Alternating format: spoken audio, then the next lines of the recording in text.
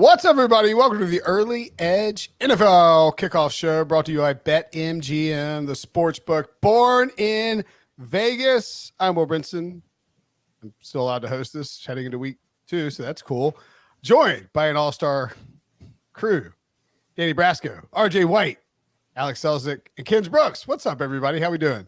RJ, I'm sure that you're excited about this. Not only are your Bills playing on national television, but you get to spend another 45 minutes with me today.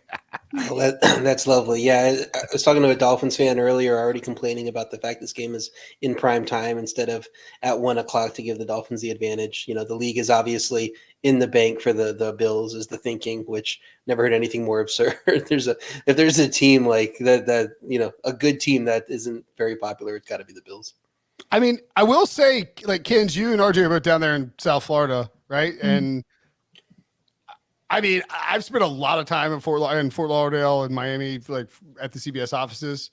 1 o'clock in the fall is very different than 8 o'clock in the fall by like a substantial number of degrees. Yeah, it's absolutely insane here. I mean, I go back up north to go home, and I feel like I gain another lung. Like I forgot that I was just in an area where I can't breathe normally until around 8 p.m. So yeah, this is going to be big for them. I will say, I was out to dinner with Jenny Dell and Katie Mock, some of the CBS girls last night. And dropper. Right. Right behind us. Happy birthday to our friend Katie Mox tomorrow, by the way. Yes. Also happy birthday, Katie Mox. But the Bills team was right behind us, and it was like some lower. I was like looking, and I'm like, because Dalton Kincaid looks like a pretty average guy when he's not like not in a bad way. Great looking guy, I think. Nonetheless, I'm like, I think that looks like Dalton Kincaid. I'm like, and then a bunch of like big guys start coming out of the table behind. I'm like, yeah, that's totally the whole team. And they were on their way out when we were going in. And I was That's like, awesome. Bills money line. Yeah. Did you yell Bills? Did they let him eat, or did they lower his amount of food he was going to get and give too much of it to Dawson Knox like they did last week? They didn't. Yeah. Man. Didn't get to see the details of the plates, but nice early dinner for the boys. So it seems like they got to bed early and are ready to rock. Shout out to Dave Richard, because for those of you that watched our Friday prop show, Dave and I were discussing or arguing a little bit about James Cook. I'm very bullish on James Cook's season-long outlook, also his short-term outlook. And Dave's argument was that he saw him in an elevator this offseason, and for an NFL running back, he wasn't overly impressed with James Cook's elevator physique. So I told Dave that I would remind him midway through the season, depending on how Cook is doing, that the elevator theory, we'll see if it ends up having any legs or not. There is something striking about it's like you know, I'm not a extremely tall person, but there is something like very striking when you run into, you know, like you see a wide receiver or a running back, you're like, you're not that tall either, you know. But then you see Josh Allen or an offensive lineman, or the time, for instance, at the New Orleans Super Bowl back in 2012, when I managed to get a picture of me and Jonathan Ogden, and it's just weird. Like it's like you had to go vertical with the phone in order to capture the entirety of what was going on there. Yes. Anywho, Bills-Dolphins tonight. Very excited about it. We need to start with the injuries surrounding the Dolphins, because it, not like last week or last Sunday or last Monday. Yeah, that was Monday. That was 3 days ago. Never mind. Not like Monday with Christian McCaffrey. Feels like a lifetime ago. But we are missing a starting running back for the Dolphins. Raheem Mostert out for this game. We knew that early on. Devin Achane was listed as questionable, and he has some questionable injury report history in terms of his performance. But the report, I believe it was Cameron Wolf for NFL Network or NFL Media, said that, and he's around the Dolphins a lot, said Achane, Danny, will be the lead back here if he's fine on the ankle. And I mean, that it's a really tough balance with Achane, because we have seen him be banged up at times. That's sort of his whole thing. And yet, if he gets anywhere close to a lead like running back workload, he is an absolute monster here. He absolutely is. And I think that, the Dolphins, they made a point to emphasize how they want to use him in the pass game this season. So I think he's even more dangerous there, perhaps. But we saw in week 1, their rush attack struggled a bit. Of course, it was so explosive last year. I believe they were top 5 in rush DVOA. And without Mostert, sort of that 1-2 combo, I wonder how it works with Jeff Wilson stepping in there and kind of being the 1-2 punch with A-Chain. Their rush success rate was pretty poor against the Jaguars. So, if A-Chain is not 100%, if he can't be utilized as an explosive pass catcher as well, I wonder, how much are the Dolphins going to look to just force feed Tyreek Hill and Jalen Waddle? And how does their game plan change accordingly? I think Mostert is a big loss. And they also have some injuries on the defensive side of the ball they've been dealing with. No Bradley Chubb or Christian Wilkins to begin the season either. And Jalen Ramsey looks like he's still dealing with a hamstring injury. It won't show up in the box score, but he basically tackled Brian Thomas to avoid giving up a bomb touchdown to him. So that 40-yard pass interference play there, kind of pointed out to me that maybe Ramsey isn't 100% either. So I think a number of injuries on a short week for the Dolphins is a little tough spot for them. The Bills have a key one too, though. I mean, Taron Johnson, slot corner, one of the best slot corners in the league, out for the Bills. That's a problem when you're facing these Dolphins receivers, because Mike McDaniel knows that, and he's going to scheme up something to take advantage of that. And it's not like the Bills have great safeties anymore. They got rid of both starting safeties in the offseason. So how you combat those guys when you don't have one of the best slot corners in the league is going to be tough. They still have Benford, very good corner on the outside, still have Douglas, but that's a big loss for the Bills. So both teams, obviously it's week 2. It's always going to be some dings early in the season for every team, but that's a big one on that side too. For sure. I mean, is Damar Hamlin starting at safety again? Probably. I mean, is Cole Bishop? All I'm saying is again, all due respect to everything that happened with him on the field where, he died and then came back. But if he's starting at safety, I said this all last week leading that Arizona game, that game profiled as a shootout, and both those teams really tried to pound the ball. I mean, the Bills were feeding James Cook. The Cardinals gave, I think it was 4 of the first 5 plays were runs to James Conner. And it still went over because when you have a defense that's banged up on both sides of the ball, you're just going to get points. And we got a kickoff return to that game too. But, man, I think when you look at this game and the injuries, you sort of wonder, like if the Dolphins running backs are banged up, do they adjust their game plan and try to attack the Bills' banged up secondary and questionable secondary by coming out pass heavy? Or – I don't think they're going to come out and just try to pound A-Chain into the line, basically, is what I'm saying. No, I don't think so, but I do think they have some solid depth at running back. Jeff Wilson, a veteran who's played quite a bit. I think it'll be a committee approach. You have the rookie running back, Jalen Wright, as well. I think even if Achane is in a lead back situation, he's unlikely to eclipse 16 to 18 touches, probably 12 to 14 carries with an additional 5 to 7 targets there for him. So, I think it's going to be a committee approach. Obviously, losing Mostert certainly hurts, but I think Jeff Wilson is a good running back when he's been on the field. He's had trouble staying healthy, but small sample sizes like 1 game, he can certainly fill in as a viable starter. So I don't think it's going to be a significant adjustment as far as what the Dolphins do with the running game. I think we'll see just a lot of motion heavy offense, a lot of movement, and we'll see the Dolphins do what they do best. Quick follow-up, Brinson, on I don't know about the Hamlin starting, but Cole Bishop, the rookie, is active. The second-round pick was inactive last week, so we'll see what his playing time looks like if he mixes in there and starts taking playing time away from Hamlin.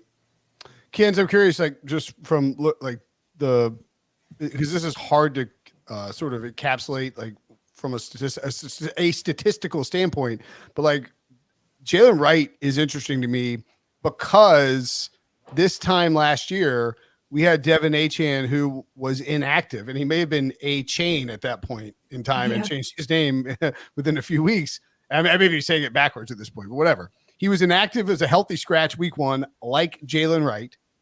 Then week 2, he gets 1 carry and 1 catch for 9 total yards. And then in week 3, he runs 18 times for 203 yards. A literal unpredictable outcome, made him waiver wire darling. Is there anything underlying or anything that sort of pops out at all with like Jalen Wright in terms of expectations at all? It's tough. As of right now, the way we have it, we have Jeff Wilson actually getting 63 yards and leading this rushing offense here. Acham we always had as 75% in the model, so we've always kind of had him ding down, and we have him for 48 yards. Jalen Wright we have for about 4 carries and 18 yards. So again, you're right. Like, we don't have data for these rookies yet, so we can only believe in them as much as coaches tell us to believe in them. And really, up until that first game where we get data, it really is, you don't really know what you're going to get here. But as of right now, we definitely have this more of a Jeff Wilson game. Yeah, and like Devin Achane destroys models and simulations and right. As far as fantasy production, like, this is great news. But as far as moving the needle and moving the line in a model, not necessarily that type of impact you're going to see. Okay. Any other overarching thoughts before we get into the picks? I see a question about Tua rushing yards, and I'm certainly going to hit that soon. So stay tuned over there, Urban Science. I learned, you can learn something new every day, right? Jimmy V said to laugh, to cry, to learn something new about StreamYard every day. I think that was roughly his quote. And I learned that you could favorite comments in the chat like 2 days ago, which is something. Sick is the right. I've only done StreamYard 40,000 times, and I learned that. So I will be starring questions about, if you are watching and listening and have questions about a specific player prop of any kind, throw it in the chat. I will star it, and then we will circle back to it when we do player props, and we will make sure to answer all of those, because we are here for you. We are people of the people. We are blue collar. Like, I'm literally wearing a blue collar, so it technically counts. Blue collar, hand in the dirt people that care about you and winning bets. We've been hot lately. We're going to stay hot tonight. Let's get to the actual game itself. RJ, I told Mike McClure, he gave out a money line parlay on the 2 p.m. show today. It just made so much sense. And you did the same thing with the teaser. I looked at it, I was like, why don't I think of this? Why? I mean, I know why. It's because I'm stupid. But why don't I think of this when I'm coming up with these bets? How do you look at this Bills line? They're catching 2.5. I think Josh Allen undefeated on Thursday, and you care about trends, 12-1 or 11-1 against the Dolphins, like some absurd number against the Dolphins in his last 12 games. How about Buffalo has not lost to Miami by more than 4 points since 2014? So you want to tease this game, tease it up through the 3, tease it up through the 7. I don't think Buffalo gets blown out. That's not how Miami rolls in these games. I think that's a great option for you. You can tease it with Baltimore. You can tease it with Detroit. If you want to take one of the favorites down, take them back through the 7 and 3. Or if you want to get a little frisky, tease them with the Denver Broncos. Move them up to 8.5 in a very low-scoring game. Points are at a premium. Any of those teasers I like. If you want to play it straight, I think the 2.5 is still good. I think the better play is to buy it up to the +3 at -130, just in case it's a field goal game, because we know how these games go. It's going to be very tight toward the end probably, and if it is right on the nose, you could easily get a Miami 3-point win. So I would just buy the point, get it up to -130, and not have to worry about the field goal there. I dig it. Prop, how are you looking at this game? I have a hard read on this game. Obviously, the trend suggesting that Buffalo, will own Miami here, which they've done historically. I have to think that if there was a spot where Buffalo's a little bit ripe for the taking, it would be now. So I kind of actually lean towards Miami, especially I get a little extra confident hearing nearly every single expert and pundit backing Buffalo as well. So yeah, I actually think this is a spot where Miami could catch Buffalo slipping a little bit. So I haven't put a ton of work into the side or total here, but I am leaning Miami. Danny, this is a Bills team that looked a lot like the Bills team for the second half of the season last year in their first game. It's the Josh Allen hero show and a lot of run calls, and it's not your Ken Dorsey, your uncle's Bills, Ken Dorsey's chucking it all over the field type of situation. That's right. Joe Brady has arrived, and this is now a run-heavy identity type of team where you're going to see them. They pounded the rock 33 times I expect Josh Allen to get a heavy dose of carries. I expect James Cook to get a heavy dose of carries, and for them to look to play time of possession, like against these teams that have explosive weapons. You want to keep them off the field. So I think on a short week as well, with all the injury concerns, time of possession plays all that more of importance. And for those reasons, I do like the Bills plus the 2.5. Josh Allen's Bills 6-1 against Tua Tagovailoa's Dolphins. He's just sort of had their number. I know history. We don't always want to bet on history. It's a new year. It's a new team. But this is also sort of an overreaction spot, in my opinion. You take a look at the Bills, and it's sort of like, man, they almost got by the Cardinals in week 1. They don't have Diggs. They lost Davis. What is this offense going to do? Whereas the Dolphins led a comeback victory, and we're thinking, here we go. Tyreek Hill, 100-plus yards, great game. But if it wasn't for a Travis Etienne fumble at the goal line, we're looking at a very different result, perhaps. So I think perhaps of an overreaction on, oh my goodness, the Bills are in trouble and, same old Dolphins. I'm not so sure. And perhaps we're getting some value on the spread because of that. So I like the Bills for those reasons on the road in a short week. Josh Allen 6-0 on Thursday nights for his career. Yeah, prop. A lot of Bills love in here as well. I'm looking to spice things up. Who wants to do a showdown? I'll take Miami, offering the Bills. Looking at you, Brasco. Looking at you, RJ. Who's my Huckleberry? You know what? I'll say this. I'm not going to be your Huckleberry on this showdown prop. I'll be one later. But what RJ said about the teaser is my absolute favorite way to play this. Getting to plus 8.5. And he mentioned, I love the Lions getting down to minus 1.5. RJ, what do you think about teasing the Rams plus 7.5 and combining with your classic Wong teaser there?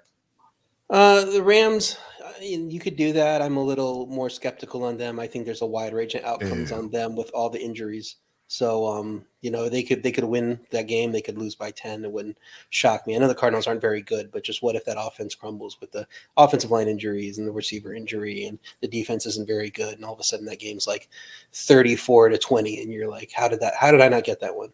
Yeah, fair enough. Then Lions is a teaser leg. I love that with. But prop, I'll have more courage on the next one. Maybe on a little stronger opinion than this one. Prop, you are not going to catch me dead betting the Bills on, especially on a program that people can run it back. Like I am the eternal Bills pessimist. So I have the Bills winning the Super Bowl this year. I also I forgot that this showdown was a thing. I propose that the showdown results in, I guess you could do, Venmo's cool and all, but what about loser has to do a shot live on air the next time that we're back on here? I once did a show where I had to eat the hot chip from the hot chip challenge and just go through my picks, and I did not make it to the end of the show. I'll just say that sounds brutal. I think if it was me and you, the other one if I take Bills money line, hypothetically, the other one of us has to wear a Dallas Cowboys jersey on the next. Let's do that, Mackenzie. I'm in. Wow, I would never, as a Giants fan, would never participate in that. So that's all you guys. That's okay. Probably never going to do that. Well, I have, I don't know if you noticed, this actually happened to me and I lost. I have it right behind me. I'm going to move my grandfather's Eastlake visor here and pull out this lovely, I've got stuff flying out of my thing, but this is when Notre Dame played NC State, Brady Quinn and I had a bet and Notre Dame won. And so I have I don't know if you can read that. It says, Brinson sucks, go Irish, with Brady's signature on it. Awesome. Yeah. I'm going to put it on eBay at some point. As it turns out, what happened was Brady actually had 10 signed jerseys at his house. It was just one signed jersey at his house. He was supposed to send to somebody else. So it's signed, his signature's in a different pin. And then a separate pin, he wrote, Brinson sucks, go Irish. It's shout out to Brady Quinn. Did that predate the Brinson sucks hats, or is that? No. He wants a Brinson sucks hat. I don't know. Katie Mox was wearing a Brinson sucks hat on television today. This is true. I need some Brinson sucks. I don't have a Brinson sucks hat. The brand is growing, dude. It is a brand. I know, right?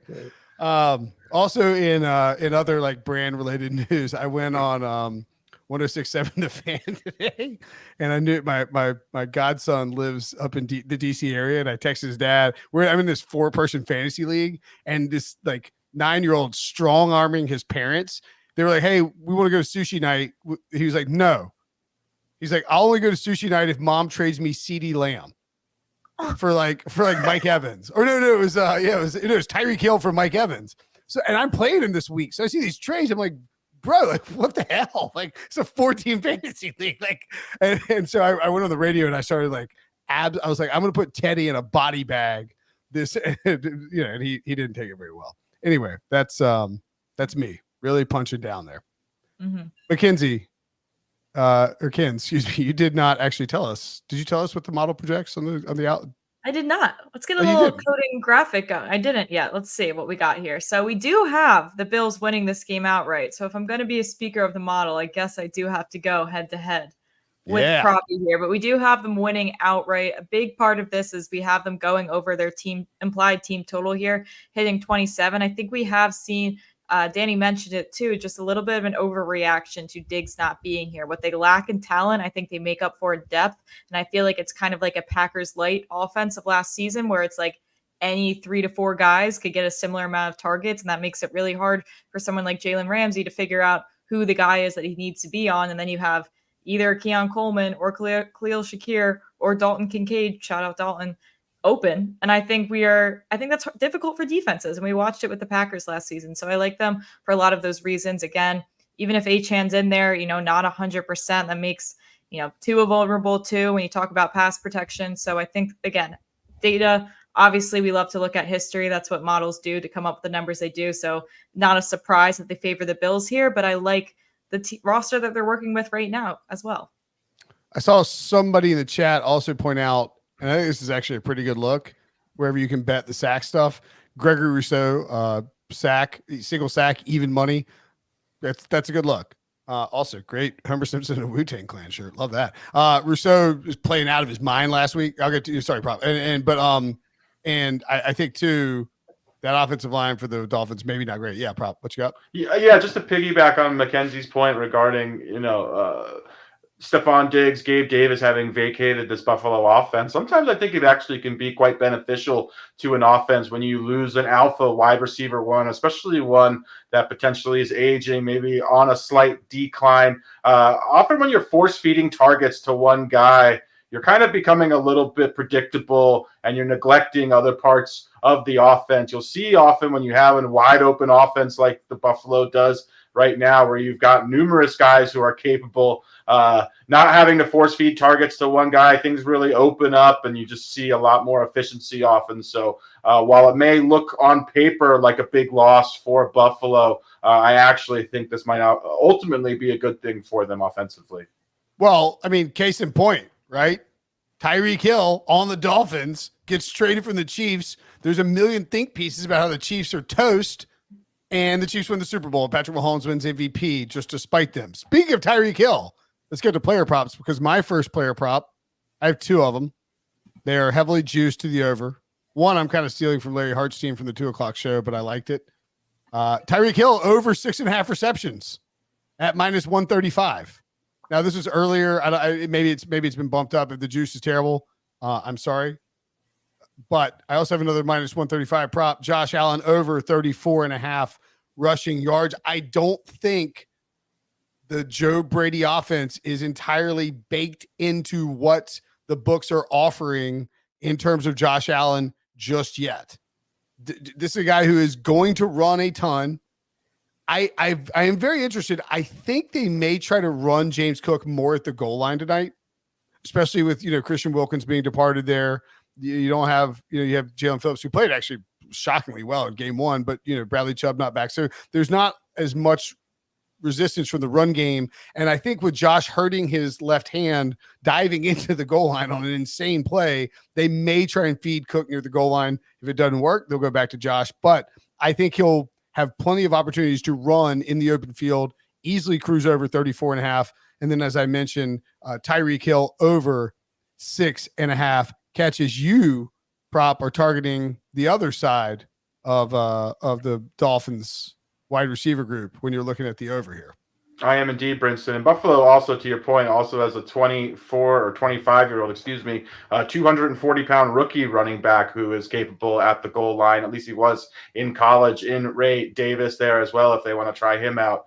But yeah, I am looking at Jalen Waddle. I got this out on the site at 62.5 yards. I believe it's presently sitting around 66 to 67.5. That would be roughly my threshold for playing Jalen Waddle, but this is a significantly discounted number here for Jalen Waddle. Week 1 turned 5 targets into 5 receptions for 109 yards. That was despite missing the entire duration of the second quarter as he was being evaluated for a concussion. But we've just seen Jalen Waddle and Tua are extremely prolific. One of the more prolific quarterback wide receiver combos since Jalen Waddle has entered the league. He's gone over this in 17 of their last 25 games that they've played together. When they've shared the field together, Jalen Waddle averages 75 receiving yards per game. They have an incredibly condensed target distribution. It's Tyreek, Jalen Waddle, and that's pretty much it. They don't really throw to anyone else any sort of significance. So Jalen Waddle and Tyreek are more than capable of both going triple digits. But yeah, getting 63 yards here, or 66.5 at the present number, in a game with close to a 50-point total being played in South Florida, near optimal conditions, just looks like a really good spot to back Jalen Waddle, who again looked great in week 1, and I anticipate a big week 2 performance here. So love Jalen Waddle tonight, especially at that number.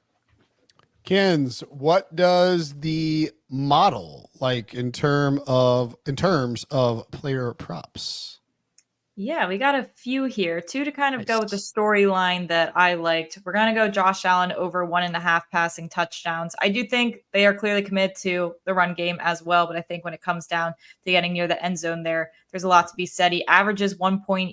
He's 29-22 this over on the road. Had 2 in their last matchup on January 7th. Has great historical trends against this team. I talked about it earlier. Again, what they lack in talent, they have in depth, which makes it very difficult for defenses to defend sometimes. So that's why we also like Keon Coleman over 3.5 receptions. We make it 4.1 is our number. So around minus 130, you're getting just a little bit of value, I'd say there. Maybe a good leg for a parlay. But again, it's just who's Jalen Ramsey going to pick to lock down, right? It can't be both of them. I'm willing to bet it's going to be him. And he had 5 targets in week 1, so that's pretty promising to me. And then this one's ugly, guys. If you're in for an ugly sweat, Tua over 4.5 rushing. Okay. We're projecting him from 7. Okay. Nothing crazy. But what this Bills pass rush will do, they will make you fluster. They will make you scramble. And I'm willing to bet that we can get 5 rushing yards out of him, especially with injuries at running back. And on top of the fact that Kyler Murray had 20 rushing yards. And I don't think this is a Kyler Murray situation where we're going to get 20 rushing yards out of the pocket. But I do think 4.5 is certainly an eclipsable number if you're into disgusting props like myself. I mean, that's what we're here for, is disgusting props. Like I want like the grossest props of the grossest props. Danny, do you have a gross prop, or do you have just a good prop? Good prop's fine too. It's not as gross, but I do love it. I love a quarterback over rushing yards. I love a running back over receiving yards. Sort of find those game script angles. And hey, Kens, it's week 2 on a short week. Why can't there be a broken play that he runs one for? So I like it. I'm going towards James Cook to go over his rush yards total. Proppy talked a little bit before about why you might be able to hit Hill receptions and Waddle over yards. We can both hit Brinson, Allen over rush yards, and Cook rush yards the way that we're looking at this Joe Brady offensive coordinator. The way he's running the offense, I think they're going to go ground and pound heavy on a short week. 33 rushes last week. Cook got 19 of those for 71 yards. And I think we see more of the same. This is the best way to beat the Dolphins, is keep them off the field. And that's going to be behind James Cook. I like him to score as well, plus 150. But yeah, give me James Cook over 57.5 rushing yards. You can actually grab sorry, go ahead, RJ. Let's say, would you play it? It's at BetMGM. It's at 60.5 right now. You still like the over there? 60.5. It's getting up there, but look, the way that I see this one going, I was considering laddering him, so I don't think that 60 would push me off.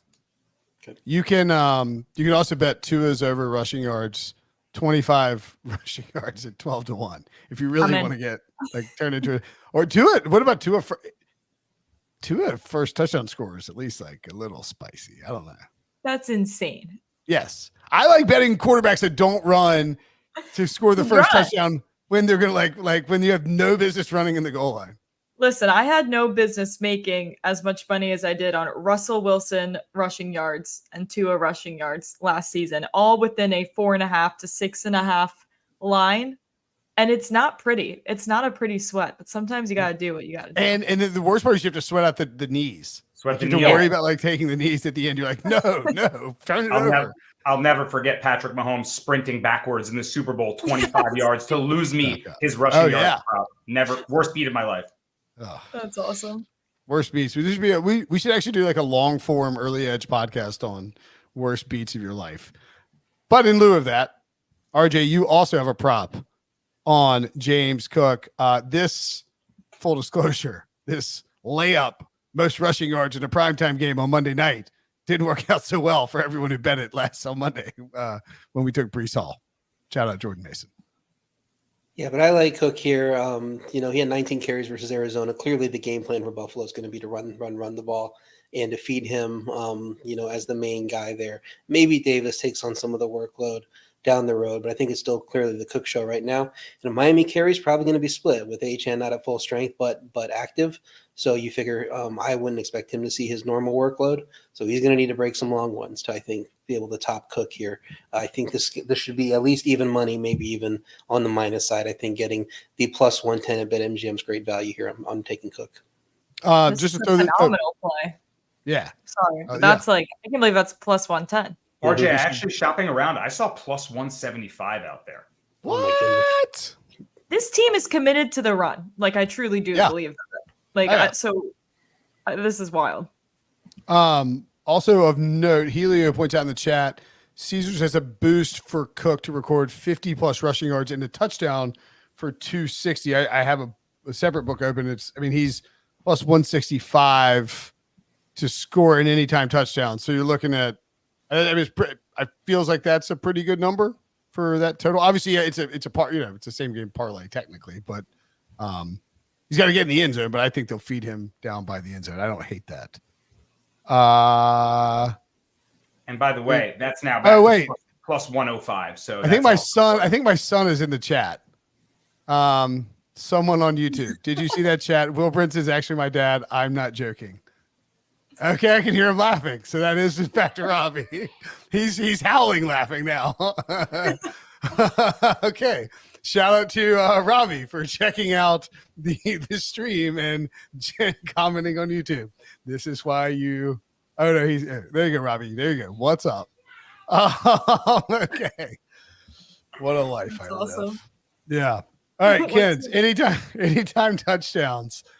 All right, let's lock in. Anytime touchdowns. We're on a heater, not to jinx myself here, but it's been a pretty solid run so far in our primetime games. We'll start with Josh Allen here, minus 120. We would set the line out, so getting minus 110, we'll still call it value. He's just a machine in the red zone, in the end zone, right? His past 9 games? Yeah, 13 rushing touchdowns in his past 9 games, and only 1 game without one. So I think he's just minus 110 is a great play for him. Khalil Shakir again, plus 300 is a pretty good price, I'd say, for somebody who had a touchdown last week. I think his target share is only going up. Again, between him and Keon Coleman, I think both of them could be worth sprinkling on for any time touchdown. And Dawson Knox, although he doesn't have the workload that he did last season, plus 500 just feels a little too cheap, I guess is the best way to put it for me. He still has a long history with Allen. He always seems to trust him in the end zone. And although he doesn't have a ton of receptions and yards, he does when it counts. So I think this could be a good, at plus 500, it's definitely worth a sprinkle as well here. Just for the record, by the way, I just temporarily banned Robbie from the chat. He's gonna be show him, Dad. Yeah, I can't have him do anything in there. I want to hear his anytime touchdown pick. Robbie, come here, give me your anytime touchdown pick. This is a lock, by the way, whatever it is. Exactly. I was gonna have him do that. I was gonna have him look at the list. Also, by the way, if you want to play the model plays, say Mercury Morris, right? That is yeah. Don Shula. Josh Allen anytime, Khalil Shakir anytime, Dawson Knox anytime, plus the Tua over, Coleman over, and Josh Allen over. Looking at 200 plus on a parlay. I don't hate it. This could be a shootout. Could be. Maybe we'll sprinkle on it and see what happens. One thing about the model plays is we're really going to shoot for overs. I'm going to find my way to make sure we find us some overs because betting on unders is just sad. No, betting on unders is just smart. Yes, but not fun. Yeah.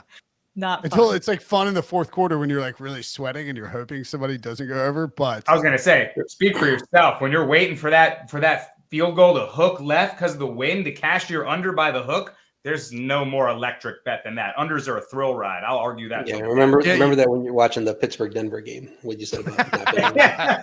I'm it's the type of guy like, yeah. like week 10, it's like Jets and not Jets. It'd be like Titans and I don't know, some other Titans and Panthers or something like that. And you're like, God, overs. And it'll be 34 and a half, and I'll have to bet the under. It'll be a thrill. I think the Panthers and Chargers might be like 31 and a half or something this weekend. It's like Iowa style. Prop, you've got like me, you've got someone running around the house wrecking havoc in your life, except yours can't talk or text or jump into chat on YouTube. What's the goose parlay of the day?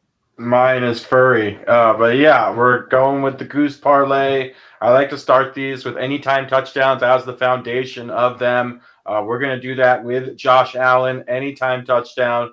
We know how lethal he is. He's a one-man show, superhero. So going Josh Allen, anytime touchdown, and then we're going to Jalen Waddle, who we like, 50-plus yards receiving.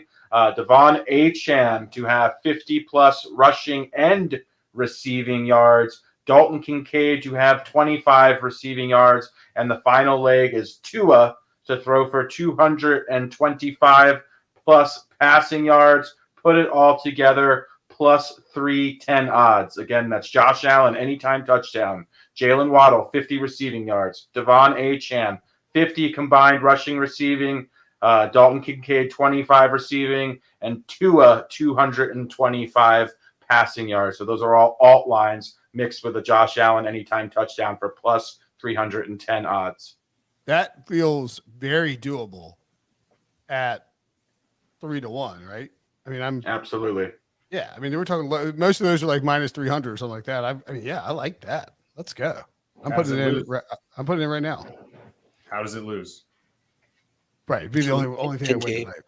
Kincaid. How dare you? Dalton Kincaid is an American hero, and he's going to go nuts tonight. He has to. Where was he week 1 against the Cardinals? He was being quadruple teamed. I was expecting to be a wide receiver 1. Yeah, and all of a sudden, this is just how they drew it up. This is a breakout game for Kincaid. Now it's time. This is a breakout game for Kincaid. If Kincaid doesn't get going, I'm deleting the Underdog app on my phone because my best ball bags are completely shot. All right.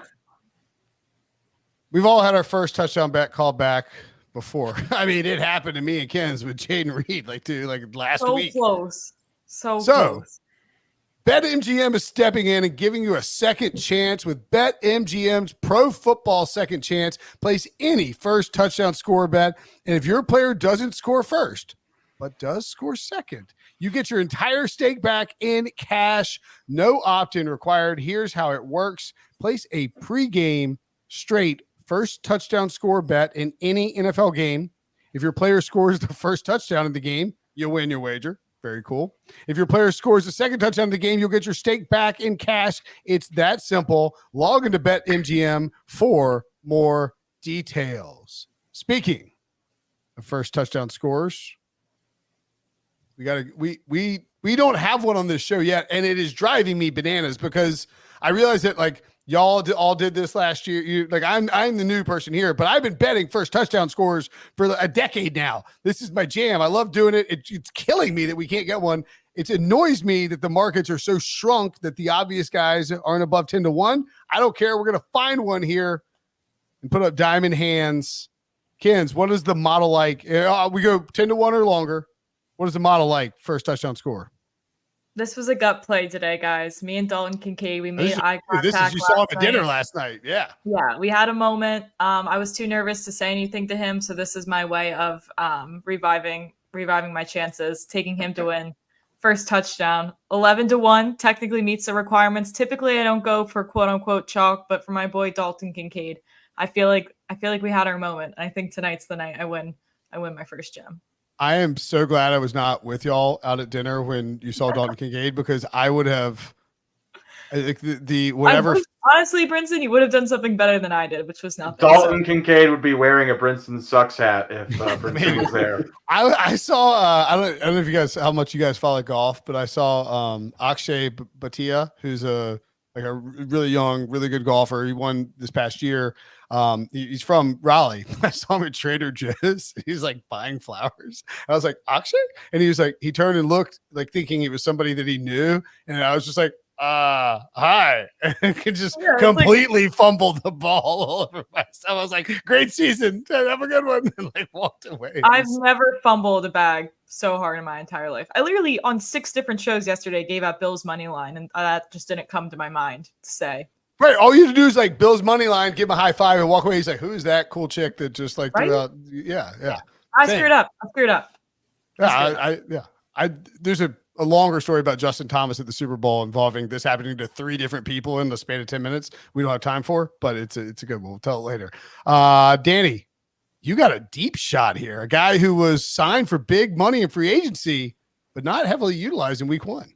Let's get him going then. We're going Curtis Samuel plus 2,800, and this one's just a vibes play. This is the first TD score, guys. We got to pick plus 1,000 or longer. I like the Kincaid shot for Ken's. I honestly, as she was talking, I bet a little bit on that because she literally met him in the flesh the other night. Like, that's vibes. So I'm going to actually ride with that a little bit. But Samuel is a gadget type of guy that can be used in some sort of trickeration of the offense at any moment. This is wide receiver corps is wide open for the taking for someone to emerge. Is it going to be Mac Hollins? Is it going to be Keon Coleman? Is it going to be, Khalil Shakir? Who knows? Why not Curtis Samuel? Why not Samuel? Plus 2,800. RJ, dipping your toe in the Bills wide receivers as well. Yeah, I like seeing that that Ken's had this as a model play for anytime touchdowns. So let's go ahead and make it the first touchdown. Khalil Shakir, 18-1. He's the reliable returning receiver for Josh Allen, who was on the team last year, unlike some of these other guys. Caught all 3 targets last week, had a first half touchdown in week 1. Coleman led the team in targets, did not have his first official one until the end of the first half. I think Shakir is the more reliable guy to get involved early.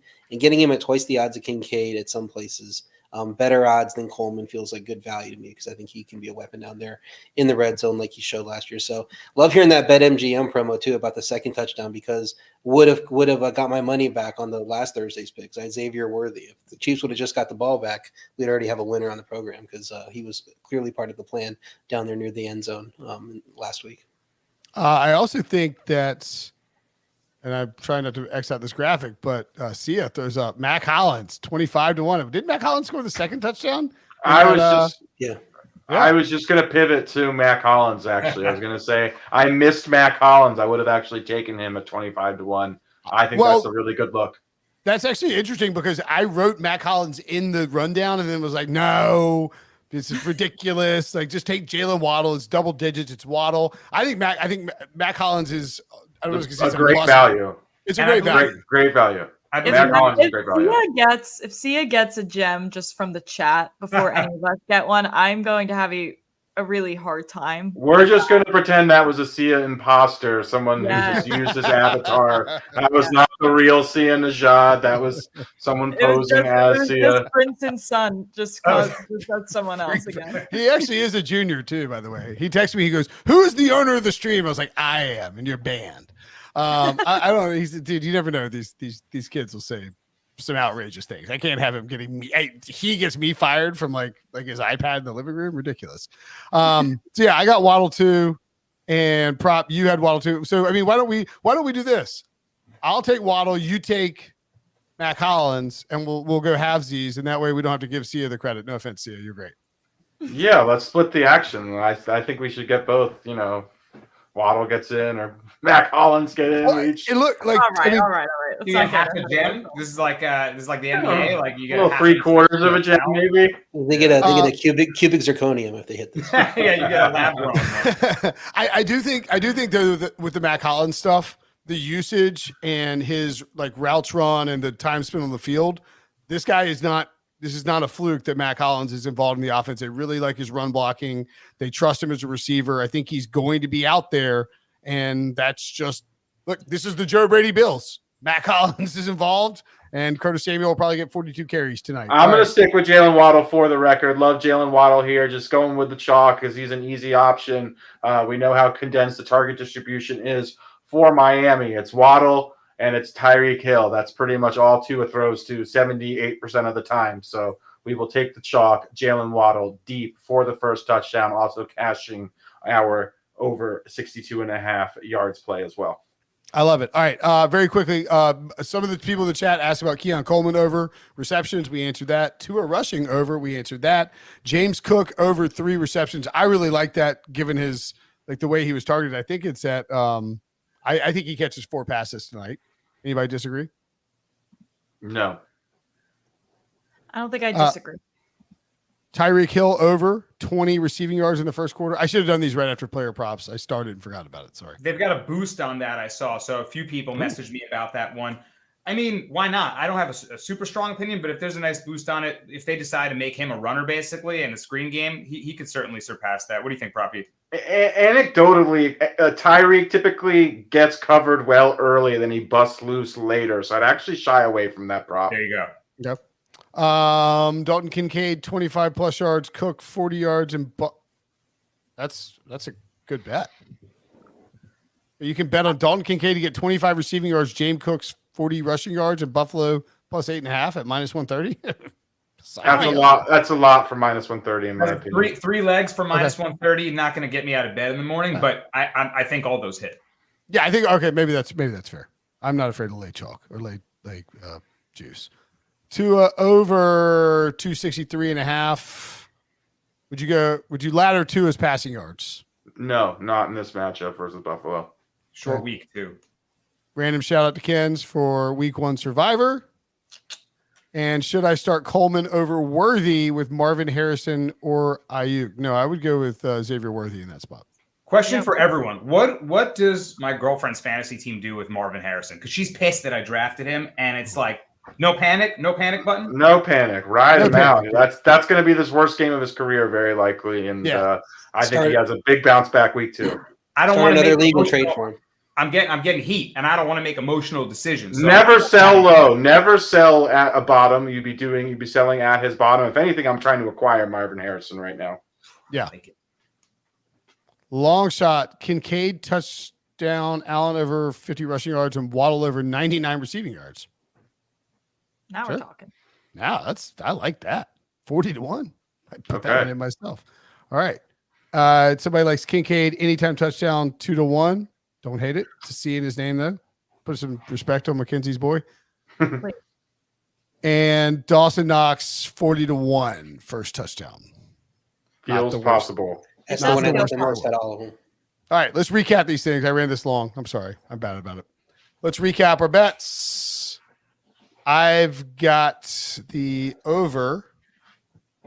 See, I can't actually remember what I had. I have the over on the game. I have the over on Tyreek Hill receptions, and I have the over on Josh Allen rushing yards, plus Jalen Waddle and hashtag shout out Sia Mac Hollins first touchdown scorer. Kens, we'll go to you first for the model. What do you have?